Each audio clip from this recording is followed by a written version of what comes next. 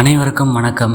நவீன் இரவு சேனலுக்கு உங்களை அன்போடு வரவேற்கிறேன். நான் தான் உங்கள் நவீன் பேசுகிறேன். இன்றைக்கி பார்க்க போகிற கதை ஒரு சாதாரண கதை இல்லை. ஒரு அண்ணன் தம்பிக்கு இடையே இருக்கக்கூடிய பாசம் எந்த அளவுக்கு இருக்கும் அப்படிங்கிறத இந்த கதையில் நம்ம பார்க்க போகிறோம். இந்த கதையை என்கிட்ட கார்த்திக் அப்படிங்கிற நபர் சொன்னார். அந்த கதையை நான் சொல்கிறத விட கார்த்திக்கே அவருடைய உணர்வுகளை உங்ககிட்ட பகிர்ந்துக்கிட்டால் எப்படி இருக்கும், அதை தான் இந்த கதையில் முழுமையாக பார்க்க போகிறோம். என்னோடய பேர் கார்த்திக். என்னோடய வாழ்க்கையில் நான் யார்கிட்டையும் சொல்லாத ஒரு பெரிய ரகசியத்தை உங்ககிட்ட நான் பகிர்ந்துக்கிறேன்.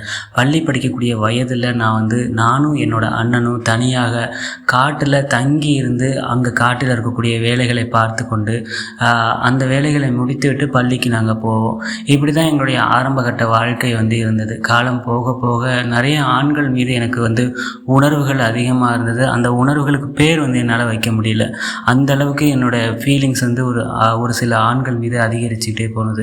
ஆனால் என் கூட அதிகமடியான நேரங்கள் இருக்கிறது யார், ஒரே ஒரு ஆண் அப்படின்னா என்னுடைய அண்ணன் தான். என்னுடைய அண்ணன் மேலே நிறைய பாசம் இருக்கும். ஒரு அண்ணன் தம்பி பாசம் என்பது சொல்ல முடியாதது. அந்த சின்ன வயசில் அந்த பாசத்தை தாண்டிய ஒரு உணர்வு இருக்குது அப்படின்னா என் அண்ணன் மேலே அதிகமாக இருந்தது. அந்த உணர்வுக்கு பெயர் வைக்க முடியாது. இன்றைக்கி இந்த கதையை நீங்கள் கேட்குறீங்க. நீங்கள் சொல்லுங்கள், ஒரு சில ஆண்கள் மீது உங்களுக்கு பாசம் அதிகமாக இருக்குல்ல, அந்த பாசத்தை என்ன பெயர் வைக்கிறது, அந்த உறவுக்கு என்ன பெயர் வைக்கிறது அப்படின்னு சொன்னால் யாருக்குமே தெரியாது. இது சரியா தவறா எனக்கே தெரியல. ஆனாலும் அந்த உணர்வை மறைக்க மட்டும்தான் நான் முயற்சி செஞ்சேன். ஒரு கட்டத்துக்கு அப்புறம் அவன் மீது இருக்கக்கூடிய அந்த சாதாரண பாசத்தை தாண்டி என் மனசு என் அண்ணனிடம் வேறு எதையோ ஏங்கி துடிக்க ஆரம்பித்தது மாதிரி இருந்தது. அந்த மாதிரி உணர்வு உருவாக காரணமே அவன்தான் அப்படின்னு சொல்லணும். அவனும் நானும் தனியாக காட்டில் வெட்ட வெளியில் தான் குளிக்கக்கூடிய அந்த சூழ்நிலையில் இருக்கும். நாங்கள் 2 பேரும் தான் ஒன்றா தான் கிணத்துல குளிப்போம். ஒரே கட்டில் தூங்குவோம்.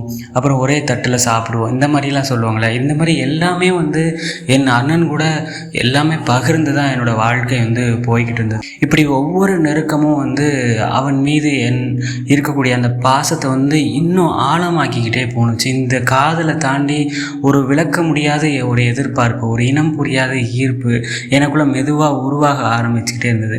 இந்த உணர்வுகளை யார்ட்டுமே சொல்ல தோணலை. சொன்னாலும் நம்ம தவறாக நினச்சிப்பாங்க அப்படிங்கிற ஒரு பயம் இருந்தது. அதனால் என் அண்ணன்கிட்ட கூட எதுவுமே சொல்லலை.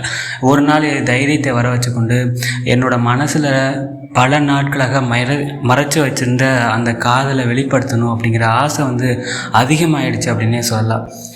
அப்படித்தான் ஒரு நாள் இரவு நாங்கள் 2 பேரும் ஒரே இடத்துல தூங்கிக்கிட்டு இருந்தோம்.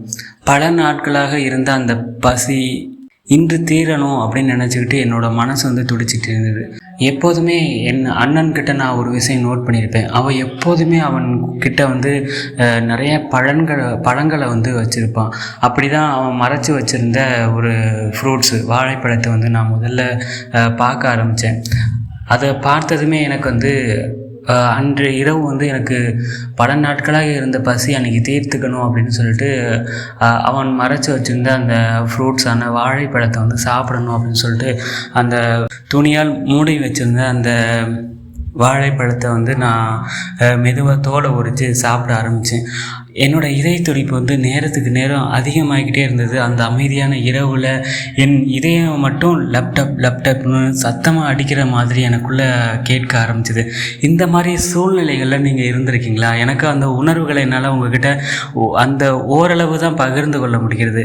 அதையும் தாண்டி ஒரு வித்தியாசமான ஒரு மகிழ்ச்சி. ஏன்னா மனசுக்குள்ளே நினச்சிக்கிட்டு இருந்தேன், ஒரு விஷயம் ஒரு இரவுலேருந்து நிஜமாகுது அப்படின்னா அதை விட பெரிய சந்தோஷம் என்னங்க வேணும். நேரம் போக போக என்னோடய ஆர்வமும் என்னோடய பசியும் அந்த நேரத்தில் இன்னும் அதிகமாகிக்கிட்டே இருந்ததுன்னே சொல்லலாம். அதுக்கப்புறம் அந்த இரவு அதோடு முடிஞ்சது. காலையில் எழுந்ததுக்கப்புறம் யாருக்கும் எதுவும் தெரியாத மாதிரி நாங்கள் 2 பேரும் அவங்கவுங்க வேலையை பார்த்துக்கிட்டோம். ஆனால் அந்த இரவுக்கு அப்புறம் என்னோடய அண்ணனோட செயல்முறைகள் நடைமுறைகளில் நிறைய மாற்றங்கள் இருந்தது. என்கிட்ட கொஞ்சம் தள்ளியே இருக்க ஆரம்பித்தான். எனக்கு ஒன்றுமே புரியலை. திடீர்னு ஒருத்தர் நம்ம மேலே பாசம் அதிகமாக இருக்கிறாங்க, நம்ம கொடுக்குற பாசங்களை அவங்க வாங்கிக்கிட்டாங்க. திடீர்னு நம்மளை விட்டு விலகுறாங்க அப்படின்னா அதை விட ஒரு கொடுமையான வழி இந்த உலகத்தில் இருக்காது அப்படின்னே சொல்லலாம். அதுதான் என்னோடய அண்ணன் என்கிட்ட கொஞ்சம் கொஞ்சமாக தள்ளி போய்கிட்டே இருந்தான். இதுக்கு காரணம் எனக்கு என்னவா இருக்கும் அப்படின்னு சொல்லிட்டு எனக்கு மனசுக்குள்ளே பல கேள்விகள் பல குழப்பங்கள் இருந்துக்கிட்டே இருந்தது. அந்த நேரத்தில் தான் நான் வந்து அவங்ககிட்ட நெருங்கி போகிறேன், என்னோடய பாசங்களை கொடுக்க அவங்க கூட முயற்சி பண்ணுறேன். ஆனாலும் எதுவுமே அங்கே சாத்தியமாகலை. அப்புறம் ஒரு நாள் எதிர்பாராத விதமாக ஒரு விஷயம் நடந்தது. என்ன அப்படின்னா, என்னோடய அண்ணன் வந்து அவனுடைய நண்பனை வந்து தன்னோட வீட்டுக்கு எங்கள் வீட்டுக்கு வந்து கூட்டிகிட்டு வந்தான். அது என்ன காரணம் அப்படிங்கிறது தெரியல. அவனோட நண்பனை பார்த்தாலே எனக்கு வந்து ஒரு மாதிரி ஒரு பயம் கலந்த ஒரு ஃபீலிங்ஸ், அவன் மேலேயும் ஒரு ஒரு காதல் உணர்வு வந்து இருந்தது அப்படின்னே சொல்லலாம். என்னதான் இருந்தாலும் யார் இருந்தாலும் என் அண்ணன் மேலே இருக்கக்கூடிய காதல் வந்து ஒரு புனிதமான காதல், ஒரு புனிதமான பாசம் அப்படின்னே சொல்லலாம். என் அண்ணன் கூட்டிகிட்டு வந்த அவன் நண்பன் மேலேயும் ஒரு அதிக பாசம் வந்து இருந்தது. அன்று இரவு நாங்கள் வந்து என் அண்ணனும் என் அண்ணன் நண்பனும் வந்துட்டு கொஞ்சம் மதுவில் இருந்தாங்க. அது முடிந்ததுக்கப்புறம் சாப்பிட்டுட்டு ஒன்றா ஒரே இடத்துல தூங்க ஆரம்பித்தோம்.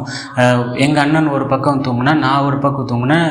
நடுவில் வந்து நான் தூங்குறதுக்கு உண்டான சூழ்நிலை வந்து அங்கே இருந்தது. ஒரு பக்கம் பார்த்தா எங்கள் அண்ணன், இன்னொரு பக்கம் பார்த்தா என் அண்ணனோட நண்பன். இவங்க 2 பேருக்கும் நடுவில் என்னுடைய பாசம் வந்து சிக்கிக்கிட்டு தவிச்சதுன்னே சொல்லலாம். புதிதாக ஒரு நபர், அதுவும் நமக்கு பிடிச்ச ஒரு நபர், பல நாட்களாக நம்மளும் ஒரு ஏக்கத்தில் இருக்கிறோம் அப்படின்னா, அந்த ஏக்கத்தை தீர்க்கக்கூடிய அளவுக்கு ஒரு வாய்ப்பு கிடச்சிது அப்படின்னா நம்மளால் சும்மா இருக்க முடியாதுல்ல. மேபி அங்கே தூக்கமே வராதுன்னே சொல்லலாம். அப்படி நீங்களும் அந்த மாதிரியான சூழ்நிலைகளில் இருந்திருப்பீங்க. அப்படி தான் எனக்கும் இருந்தது. என் அண்ணனோட நண்பனும் தூங்கவே இல்லை. ஒரு கட்டத்துக்கு அப்புறம் ஒரு சில விஷயங்கள் நடந்தது. அதை ஓப்பனாக வந்து யூடியூப் அப்படிங்கிறதுனால சொல்ல முடியல. நான் மறைமுகமாக சொல்கிறதுக்கு முயற்சி பண்ணுறேன். என்ன நடந்தது அப்படின்னா, நான் தூங்கிக்கிட்டு இருக்கும்போது என்னை பின்னாடி இருந்து யாரோ எழுப்புற மாதிரியான ஒரு நிகழ்வு வந்து அங்கே நடந்தது. என்னன்னு நான் பார்க்கும்போது, சரி ஏதாவது கை நெருக்கமாக படுத்திருக்கும் பொழுது ஏதாவது தெரியாமல் பட்டிருக்கலாம் அப்படின்னு சொல்லிட்டு நானும் அதை சாதாரணமாக எடுத்துக்கிட்டேன். அதுக்கப்புறம் தான் தெரிஞ்சது அது கையோ காலோ கிடையாது, அது ஒரு வேறு மாதிரியான ஒரு ஃபீலிங்ஸ் அங்கே இருந்தது. அதுக்கப்புறம் என்னாச்சுன்னு நான் திரும்பி பார்த்தேன். சிக்னல் கிடைக்க ஆரம்பிச்சிது என்னோடய அண்ணனோட நண்பன்கிட்ட இருந்து. அந்த சிக்னலை நான் பாசிட்டிவாக எடுத்துகிட்டு நானும் சரி அப்படின்னு சொல்லிட்டு கண் ஜாடையில் சொல்ல ஆரம்பித்தேன். அன்றைக்கி இரவும் ரொம்ப சுவாரஸ்யமான இரவாக இருந்தது. நீங்களே திங்க் பண்ணி பாருங்கள். என்னோடய அண்ணன் பக்கத்தில் இருக்கிறான். அவன் பக்கத்தில் இருக்கும்போதே அவனோட பாசத்தை தாண்டி அவன்கிட்ட எதிர்பார்க்கக்கூடிய அந்த பாசத்தை இன்னொரு நபர் வந்து எனக்கு கொடுத்தா எப்படி இருக்கும்? அந்த மாதிரி ஒரு சந்தோஷம் வேறு எங்கேயுமே கிடைக்காது. அதுக்கப்புறம் அந்த இரவு சாதாரணமாக முடிஞ்சுது.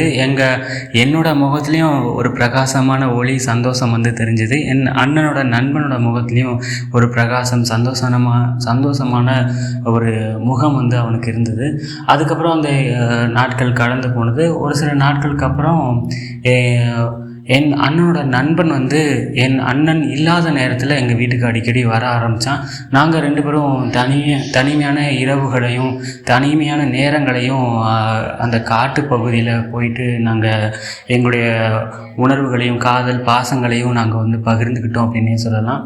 ஒரு நாள் அப்படி தான் இந்த கதையோட எதிர்பாராத ஒரு பெரிய ட்விஸ்ட்டு இங்கே தான் இருந்தது. என்ன அப்படின்னா, என்னோட அண்ணனோட நண்பன் என்னை காட்டு பகுதிக்கு தனிமையான நேரங்களை செலவு பண்ணுறதுக்காக அங்கே போயிருந்தோம். அந்த நேரத்தில் அமைதியான அந்த காட்டுக்குள்ளே எங்களுடைய சத்தத்தை தாண்டி அங்கே வேறு எந்த சத்தமும் இல்லை. திடீர்னு ஏதோ ஒரு சலசலப்பு. என்னன்னு பார்த்தாக்க என்னோடய அண்ணன் வந்து தூரத்துலேருந்து நாங்கள் என்ன பண்ணிகிட்ருக்கோம் அப்படிங்கிறது பார்த்துட்டு இருந்தான். எனக்கா ஒரு பயங்கரமான அதிர்ச்சி, ஒரு பயம்னே சொல்லலாம். என்ன அப்படின்னா, இந்த நிகழ்வு வந்து உங்களுக்கு நடந்திருந்தால் எப்படி இருந்திருக்கும்? அது வந்து நினச்சி பாருங்களேன். அப்போது என்னோடய ஃபீலிங்ஸ் உங்களுக்கு புரிஞ்சிருக்கும். அப்படி இருக்கும்போது நாங்கள் 2 பேரும் சாதாரண நிலைக்கு வந்துட்டோம். உடனே அங்கேருந்து பார்த்த என்னோடய அண்ணன் வந்து பக்கத்தில் வந்துட்டு கொஞ்சம் வன்மையாக என்னை வந்து கண்டிக்க ஆரம்பித்தான். நீ ஏன் இப்படி இருக்கிற? உனக்கு இந்த மாதிரியான ஃபீலிங்ஸ் வந்து உனக்கு எப்படி வந்தது? உனக்கு மட்டும் ஏன் இப்படி இருக்குது? நீ ஏன் இப்படி இருக்கிற? அப்படின்ற மாதிரி என்னை வந்து அந்த இடத்துல கண்டிக்க ஆரம்பித்தான். இதை தாங்கிக் கொள்ள முடியாமல் என் கூட இருந்த அண்ணனோட நண்பன் வந்துட்டு எங்கள் அண்ணனை பார்த்து, இல்லை நீ சத்தம் இல்லாமல் இரு, உனக்கு தெரியாமல் எதுவுமே நடக்கலைல்ல, உனக்கு தெரிஞ்சு தானே உன்னோட தம்பிக்கு எல்லாமே நடந்தது அப்படின்னு சொல்லி பேச ஆரம்பித்தாங்க. அவங்க 2 பேரோட ஆர்கியூமெண்ட் வந்து எனக்கு வித்தியாசமாக இருந்தது. ஏன்னா எல்லாமே என்னோடய அண்ணனுக்கு தெரியும் அப்படின்ற மாதிரி சொல்கிறாங்க.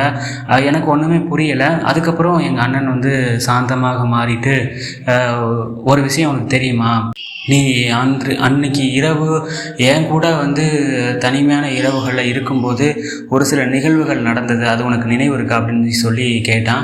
அது நான் வந்து ஒரு தயக்கத்தோடு, அது நான் தெரிஞ்சே தான் அந்த நிகழ்வுகளுக்கு உட்படுத்தினேன். ஆனால் அது வந்து ஏதோ தெரியாமல் நடந்துருச்சு, ஒரு ஆர்வத்தில் நடந்துருச்சு அப்படின்னு நானும் சொல்லி சமாளித்தேன். இந்த மாதிரி வார்த்தைகளை என்னோடய அண்ணன்கிட்ட நான் சொன்னேன். அதுக்கப்புறம் என் அண்ணன் வந்து எனக்கு தெரியும் அன்றைக்கி இரவு என்ன நடந்தது அப்படிங்கிறது எனக்கு நல்லாவே தெரியும், இருந்தாலும் உன்னோட மனசு கஷ்டப்படக்கூடாது அப்படிங்கிறதுக்காக நான் வந்து எதையுமே உன்கிட்ட கேட்டுக்கல, உன்கிட்டருந்து விலக ஆரம்பித்தேன்.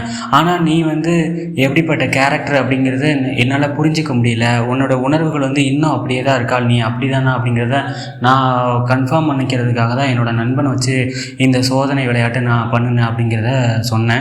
ஸோ என்னோடய அண்ணன் வந்து இந்த வார்த்தைகளை என்கிட்ட சொன்னதுமே எனக்கு ஒன்றுமே புரியல. அந்த இடத்துல கொஞ்சம் மனசு உடைஞ்சி போயிட்டேன் அப்படின்னே சொல்லலாம். என் அண்ணன் வந்துட்டு மாற்ற ஆரம்பித்தான். 2 பேரும் சேர்ந்து அந்த காட்டு பகுதியில் எனக்கு தனிமையான நேரங்களை எனக்கு ஆறுதல் சொன்னாங்க. ஆறுதல் அப்படின்னா எப்படி இருந்திருக்குன்னு பார்த்துக்கோங்க. 2 பேருமே மாறி மாறி எனக்கு ஆறுதல் சொன்னாங்க. அதை வந்து இங்கே ஓப்பனாக என்னால் சொல்ல முடியலை. அதுக்கப்புறம் நிறைய நாட்கள் நான், என் அண்ணனோட நண்பன், நாங்கள் 3 பேரும் சேர்ந்து அந்த தனிமையான நேரங்களை வந்து எங்களுடைய பாசங்களை வந்து மாறி மாறி பகிர்ந்துக்கிட்டோம் அப்படின்னே சொல்லலாம். இந்த மாதிரி சுவாரஸ்யமான கதைகளை வந்து தெரிஞ்சுக்கணும் அப்படின்னா என் கூட சேர்ந்து ட்ராவல் பண்ணுங்கள். அடுத்த ஒரு நல்ல கதையோட, இன்ட்ரெஸ்டிங்கான ஸ்டோரியோட உங்களை நான் திரும்ப பார்க்குறேன். நன்றி, வணக்கம், பாய், லவ் யூ, டாட்டா.